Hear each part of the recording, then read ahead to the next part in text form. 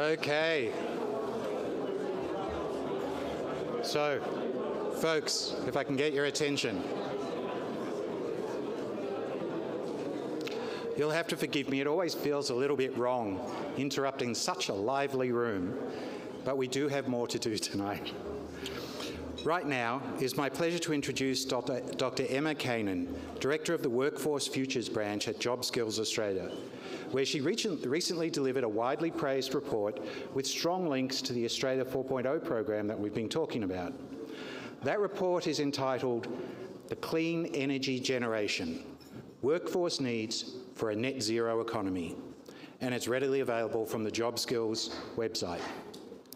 Emma received her PhD in International Relations from the University of Technology, Sydney, and for 10 years has been leading research, policy development and stakeholder engagement in various roles in the labour union movement.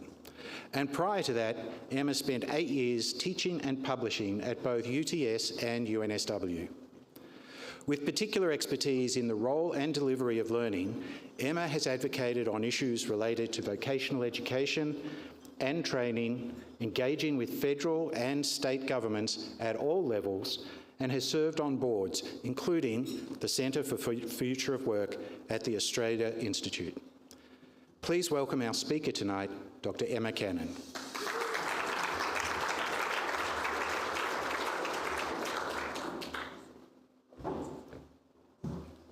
Hi everyone, thanks Jordan.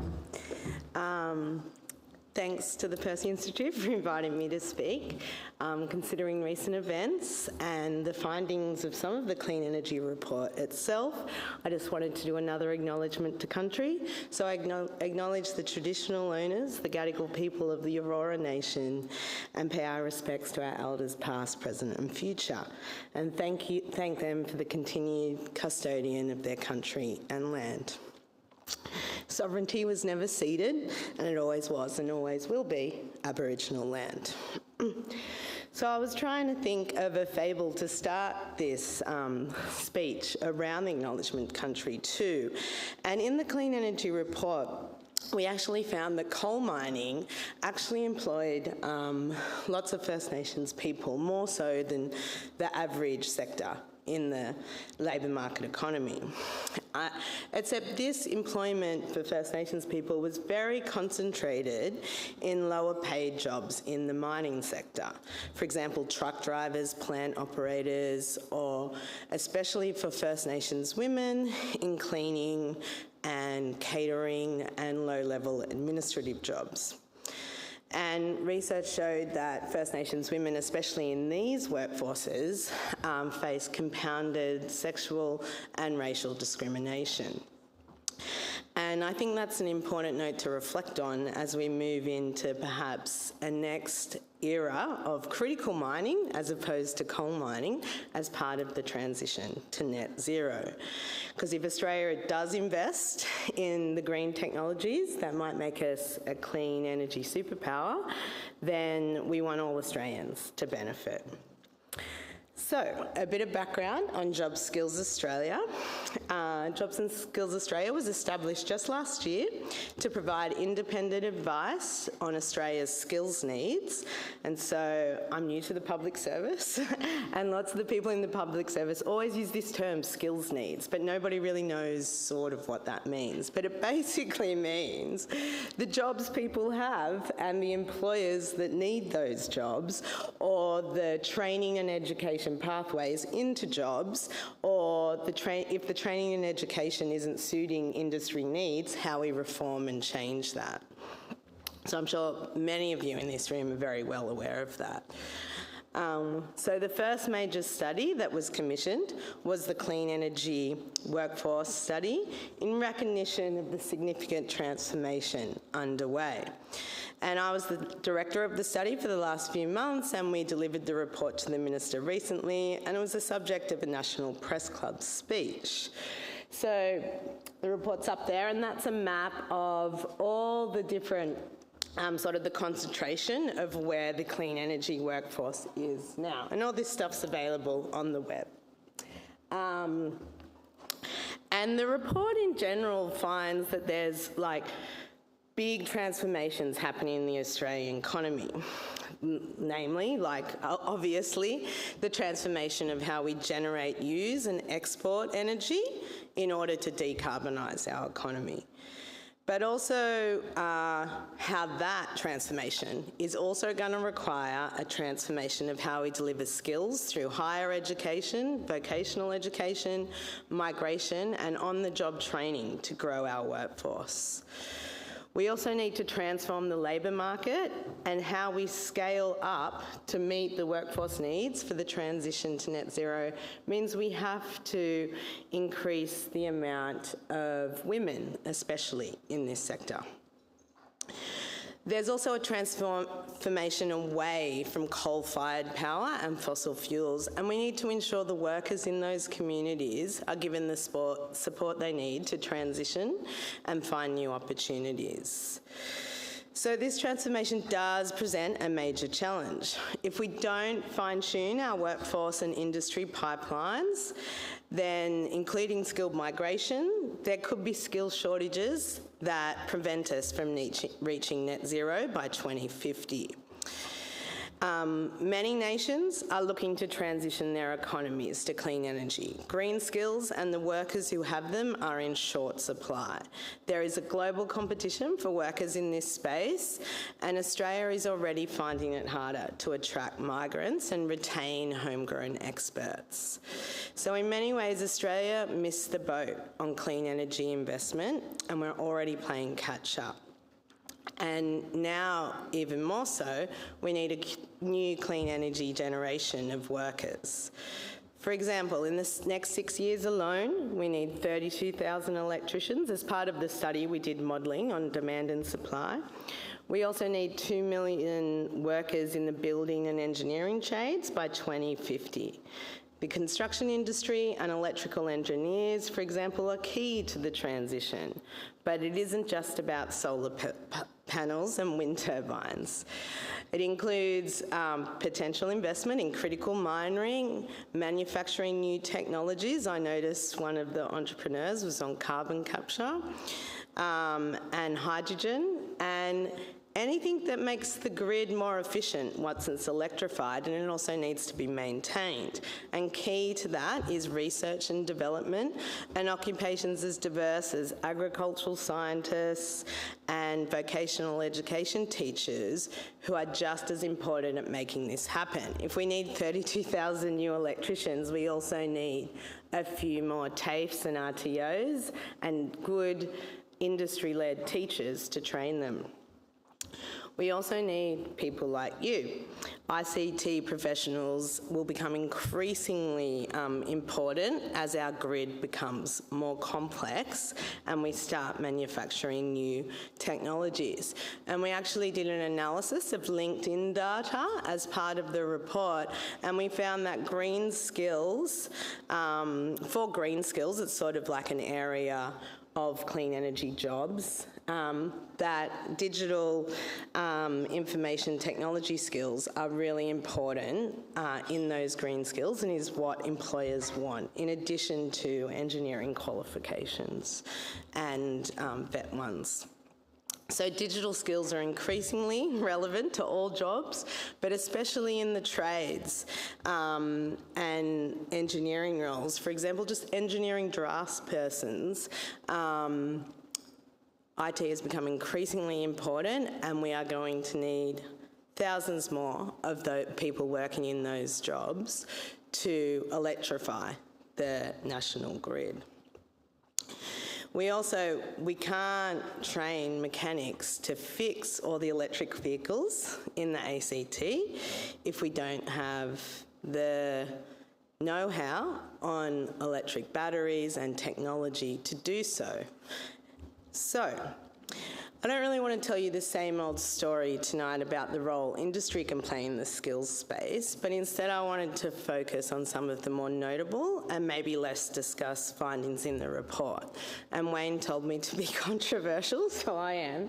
And I think it's interesting, the video that we saw at the start of the night is great, but it was all white men, and we need to reflect on that.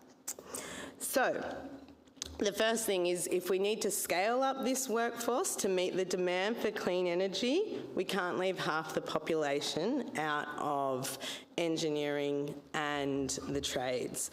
We need to get women involved in the trades and the pipeline of girls studying STEM increasing.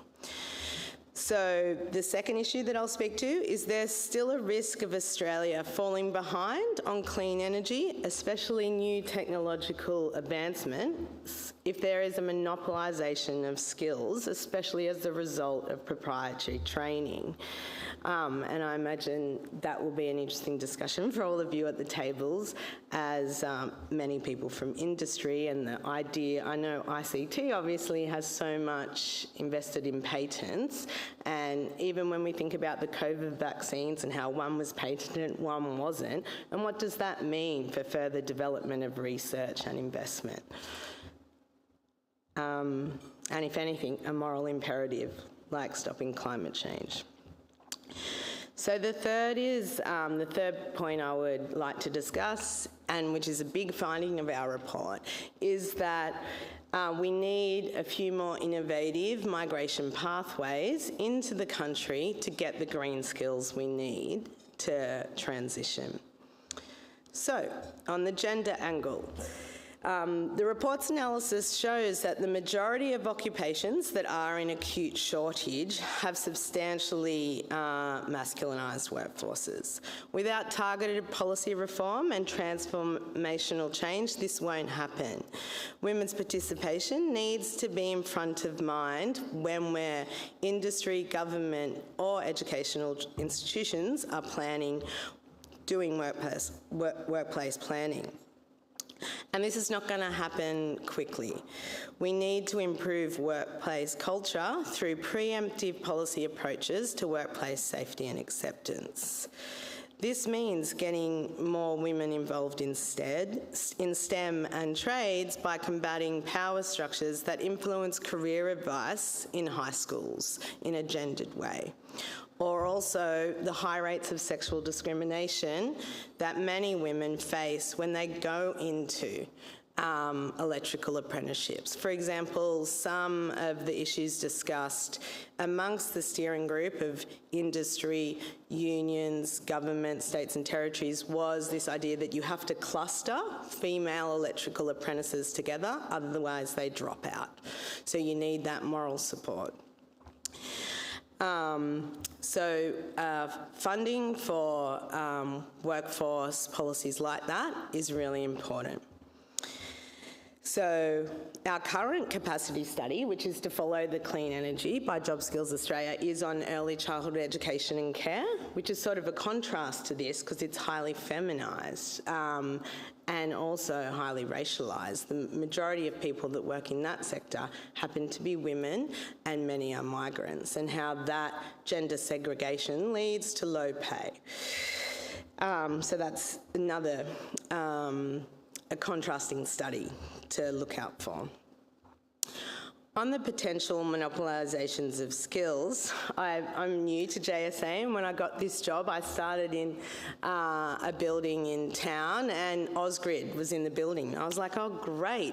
Maybe I can talk to some electricians at Ausgrid about the transition to net zero that's needed. And I ran into a guy from a past life, and I spoke to him, and he was actually in charge of EV battery development for Ausgrid, which I was like, oh, can I buy you a coffee? And so I picked his brain. And the main issue was that lots of electricity providers didn't have control of the technology, even though they knew how to do it. They didn't have the funding or the control, and they're running around using particular batteries, and they're not upskilling the electricians that work there because those companies have their own. When something goes wrong with a battery or a car, it's done themselves. And so this in-house sort of proprietary training is actually impacting the skills learning of the rest of the Australian workforce. So this is an issue that we need to tackle, and could ultimately harm the sector and reduce worker mobility if industry doesn't take a more sustainable approach.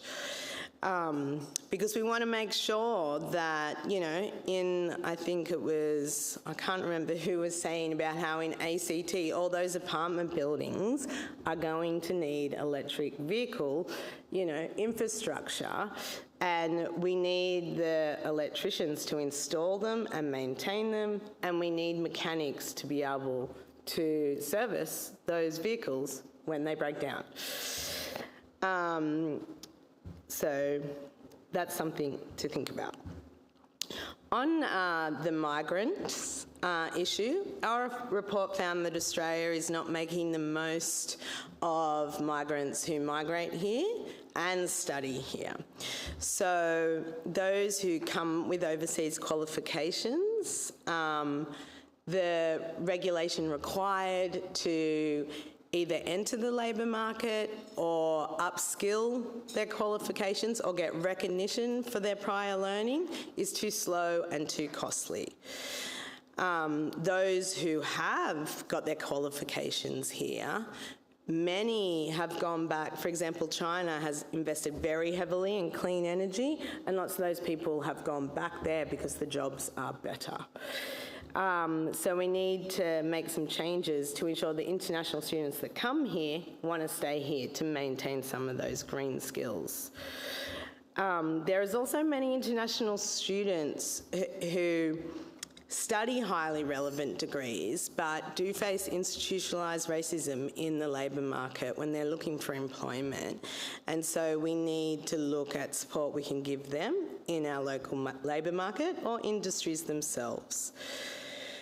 The report also recommends that government investigate vocational visa pathways to ensure we have enough trades workers. So we have a very strong history of skilled migration, except less so for getting electricians or carpenters to come to Australia. But in the context of the shortage of electricians in particular, the government may want to explore this. But again, that comes with safety and teaching concerns, because the pipeline of electricians is quite, requires a lot of supervision, because you literally can electrify yourself. And so there is issues around there that we need to fix as well. And the current study that I'm directing now is actually on the vocational education teaching workforce around that.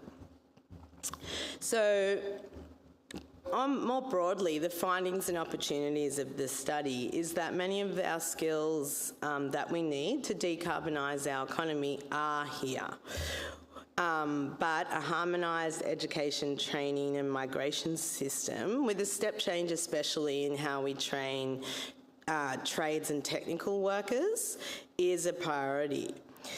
The clean energy sector is sort of a prime test case for new approaches to collaboration, and I think this is probably something that everyone in the room can reflect on, that the technological change in computers and technology probably the teaching of it couldn't keep up to speed with the technological change, and a similar thing will happen in clean energy.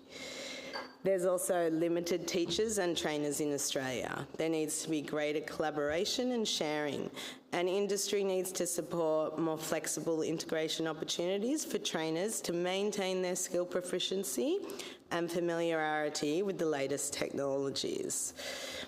The role of employers in facilitating trainers in the industry is important. Industry could be more supportive of rotational training where workers can also engage in teaching and training. Industry can also have a stronger role in improving education and training outcomes.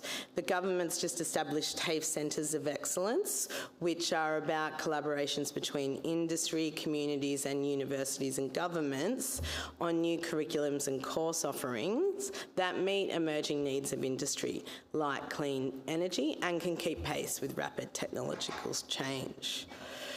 There's also, in the modelling, we did model 3 different scenarios around that vary depending on the government investment in clean energy and whether or not we could become a clean energy superpower, but it would require significant effort and investment.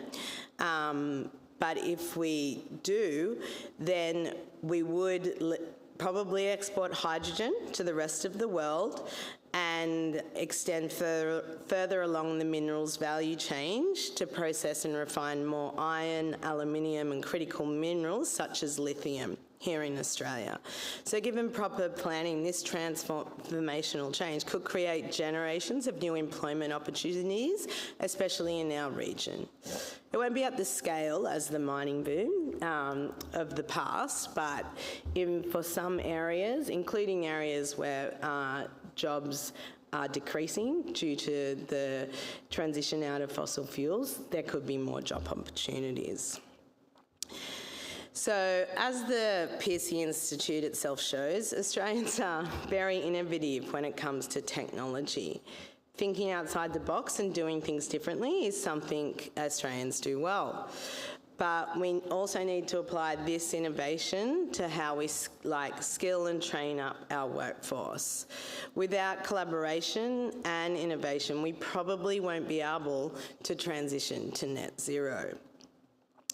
We also need to think about how this net zero transformation will impact the careers of multiple generations of Australians to come. Some of these Australians are yet to be born or even arrive here.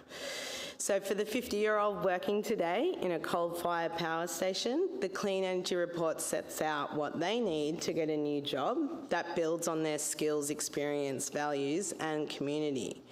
For the 38-year-old mid-career electrician who wants to get off the tools and enter the vet teaching workforce or make a change to solar or EV battery production, we want to make sure there's training options, fundings and incentives to explore and advocate for that electrician to become a trainer. For the 22-year-old female electrical apprentice, we need to recognise that there's still lots of barriers she's going to face in the trades, but also the report offers recommendations on how the classroom and workshop can become more inclusive, as well as policies that can support and fund her to stay in the sector and thrive.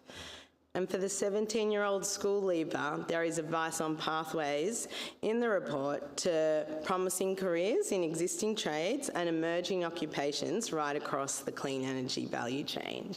For example, one of the findings of the report is that recycling coordinators will be a really big job in the future, and to do with carbon capture as well. And then lastly, for the primary school students, especially in regional Australia where educational outcomes are lower, they're still 10 years from working life. But there is a confirmation we need to say to those kids out there that their schooling and post-school training matters, not just for them, but for a more equal Australia. We need them to become the electrical engineers in the cities they grow up in, where we need the electrical engineers. So this is the new clean energy generation to which our study refers, and I hope gets you thinking tonight. Thank you.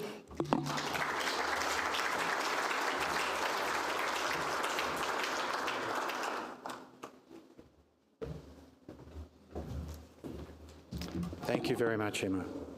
Thank you for taking the time to be with us tonight and for sharing those insights. I think you've given us all a lot to think about and a challenge to take away tonight to be part of fashioning a better future for our nation. One way we embrace the central theme of the Pearcey Foundation. Oh, yes, before I forget. Emma, would you come back up for just one moment?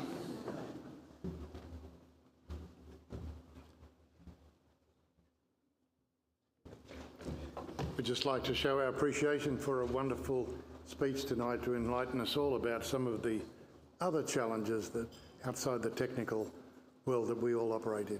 Emma, thank you very much.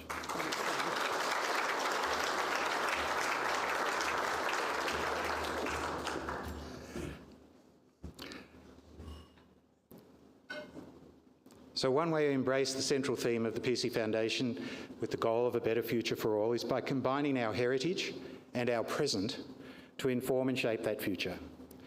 Putting that into practice right now, I'd like to invite two of our Hall of Fame inductees tonight, Richard White and Aidan Tudorhope, to join me for a casual chat. Richard is the founder and CEO of WiseTech Global, a company whose mission is to operate breakthrough products that enable and empower those who own and operate the supply chains of the world. Starting in 1994 to write software to automate the logistics industry, today, WiseTech has more than 40 offices in 25 countries and is a $20 billion ASX-listed company. Aidan is the co-founder with his brother David of the Macquarie Technology Group. You might have known them in the past as Macquarie Telecom, but the company rebranded in June to acknowledge that it has expanded to a much broader range of technology services. Macquarie Technology Group is the premier Australian solution for data centres, cloud, cybersecurity and telecommunications for mid to large businesses and governments. Starting out in 1992 as the underdog, challenging the Telstra monopoly, the company prioritised customer service and constant innovation to rise to being a national leader with an international clientele and is a $1.5 billion ASX-listed company.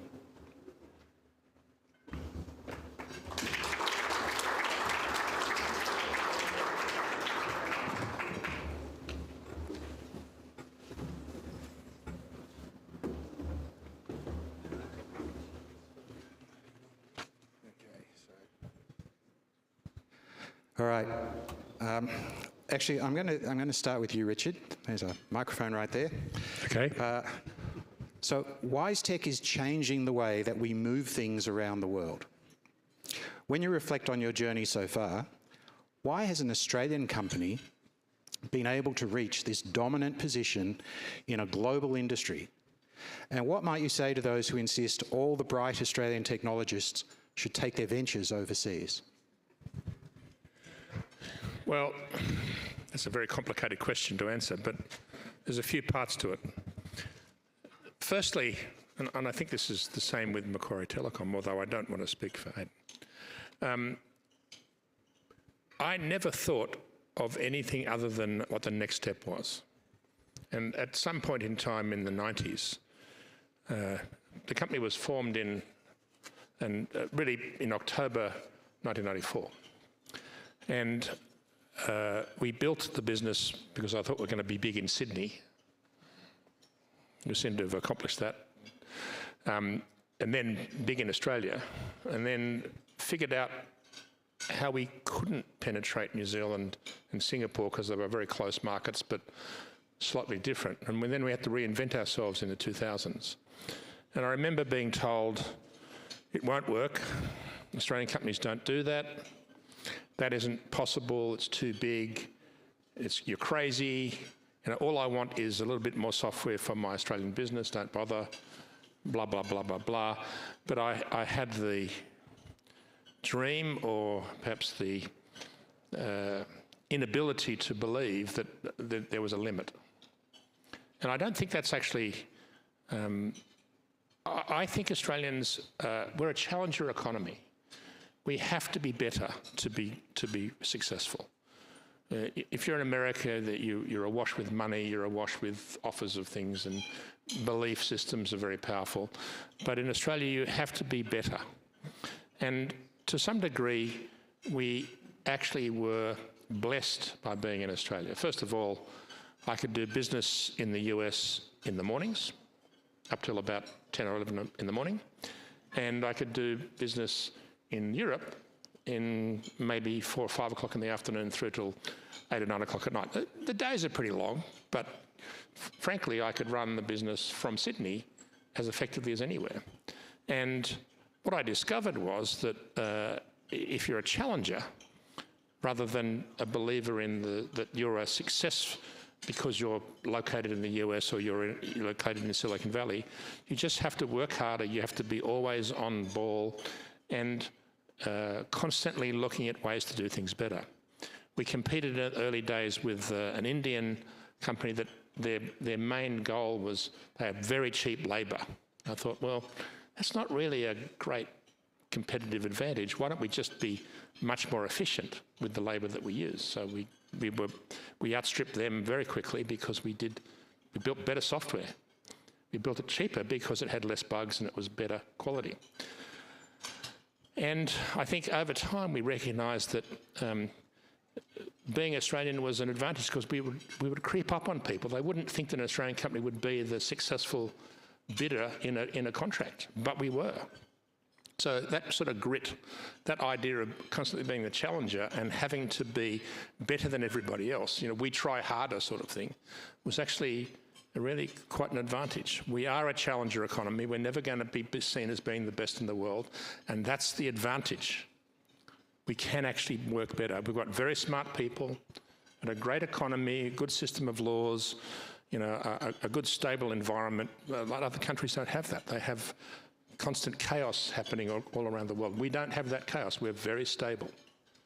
So maybe just briefly, given what we were just talking about a few minutes ago, touch on the cultural cringe question that we were discussing at the table. So I sort of did, but the culture cringe is that Australians don't do that. So we're not going to be successful. So don't bother. If you're not digging up mountains and sending coal and iron ore to China, what the hell are you doing here? But in fact, we have excellent people. We do need to build our educational system at a much deeper level and much stronger than we have been building it, particularly in technology and engineering and those pursuits. And I'm working very hard, and WiseTech's working very hard on building that. But the idea that Australia can't do it is just wrong. There's clear evidence that we can. And you have to ignore the clear evidence in order to have that culture cringe. Australia has done very well. Atlassian, Canva, Macquarie Telecom, WiseTech, and dozens of other companies have done very successfully globally and haven't sold their soul to the rest of the world. We've kept the company here. We've made it a very successful company. We now lead the world in logistics execution software. We are something like 10 times larger than our nearest competitor. And all we did was turn up to work every day and try hard. Excellent. So let me turn to Aidan. Aidan, you and David started out knowing your competition, the Telstra monopoly. And still today, you're operating in business sectors like data centres, where you have to compete with multinational competitors who are much larger and have more resources. So what is it that you have done at Macquarie has enabled you to succeed against these odds? And what would you say to those who want to follow in your footsteps? Let me start by absolutely saying the context was probably even more amplified than that. I mean, think about when David and myself started the business, and it was 1992. I was 20, David was 25. We started the business with our personal savings, and we decided to enter a market which had been a monopoly for 50 plus years. Telecom Australia, we were all called subscribers. They even named the product after their subscribers. Subscriber trunk dialing was STD. They didn't know what service was, but the point was that they had so much more money than our personal savings that they, at any point in time, they could flex that muscle. And so when it comes to, I guess, where you hinge, when you talked about sort of grit, belief, determination, going up against a government monopoly, I think really reinforces that. Now, how do we succeed? I guess onto the question. Look, there's many things, but belief is certainly part of it. We believed that we could pull it off. We also realised that customer service was how we were going to differentiate, and we stuck to that from the very beginning. And so working out what you stand for and what you don't stand for, I think, is a crucial component early on. I'd also say there was a bit of entrepreneurial brain fog that was probably kicking in there as well, that you sort of had that belief and it took a little while. Very good. All right, well, let me just put a little bit of context here. So Australia would seem to be at a turning point where our long-standing economic base in resources and agriculture, education and manufacturing is being eroded. The widely held view is that we must remain a strong export economy and most people see the hope for our future in technology. Most people believe that Australia does a great job of originating technology and an appalling job at commercialising that technology. Most of the institutional perspectives and even most of the founder community seem to expect technology startups to only be successful by moving offshore. Both of you have clearly demonstrated that international success from an Australian technology base is eminently doable. So drawing from your own experiences, can you suggest 2 areas where we as a nation could focus to build a globally leading capability in commercialisation of technology? And how would you promote those 2 areas to inspire others to see and to build a bright future for Australian developed technology as a globally competitive economy? Well, for me and for WiseTech, it was inevitable that we would be a very large exporter. About 1.5% to 2% of logistics in the world happens in Australia. The rest of it happens elsewhere. And once I succeeded in Sydney and then succeeded in Australia, by 1998, I realised that I didn't have a pathway to grow the business in Australia any further, and I had to figure out how to become global. And it was, I think necessity is the mother of invention. It's a great statement. We just had to be global. Today, much less than 10% of our revenue comes from Australia's economic activity. We have DHL, UPS, FedEx, 11 of the top 25 global logistics companies use our software everywhere in the world or are rolling it out everywhere. We have 24 of the top 25 using our software, 44 of the top 50. And you know, this was a deliberate decision to decide to be global and to figure out how to do it.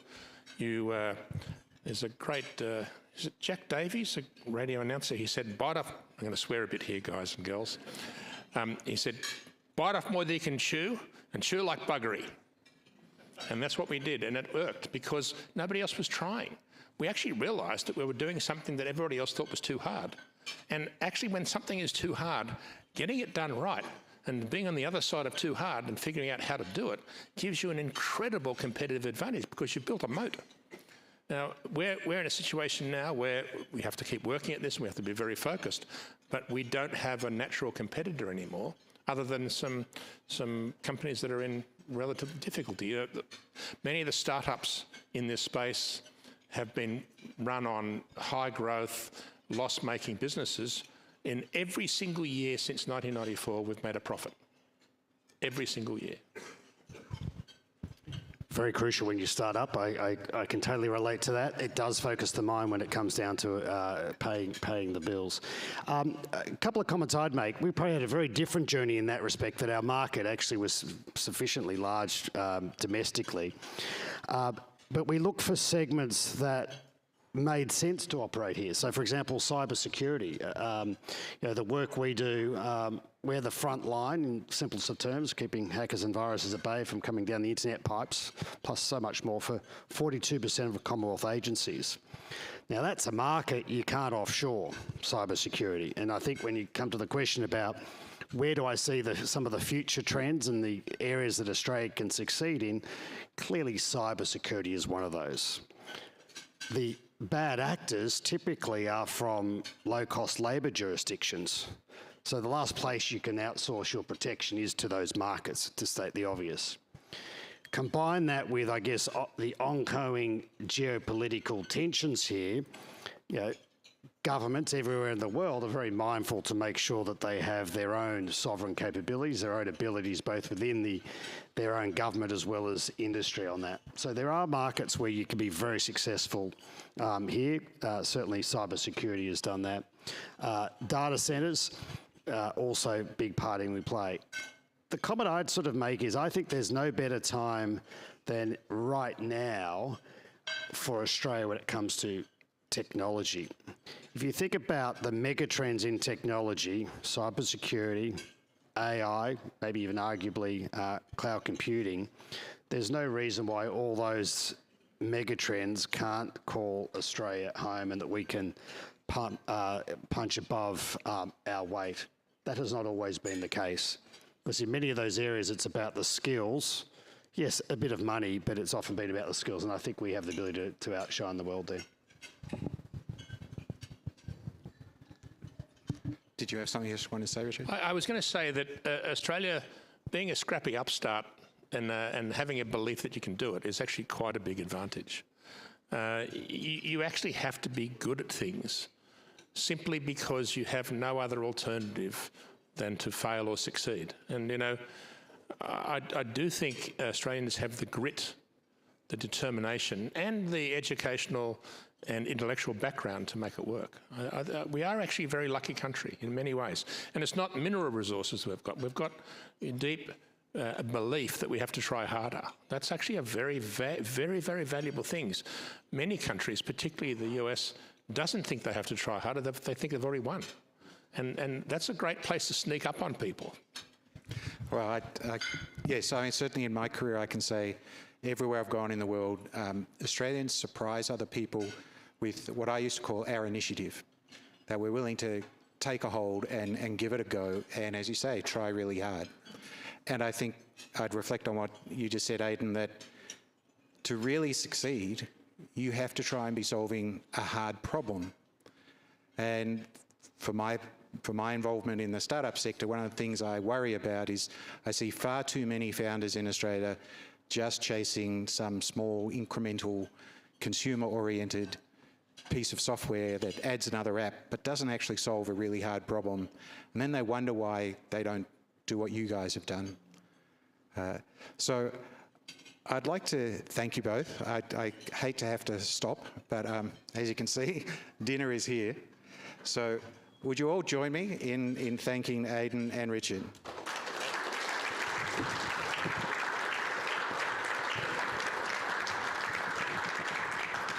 So we'll finish up with our dinner and we'll be back in 30 minutes.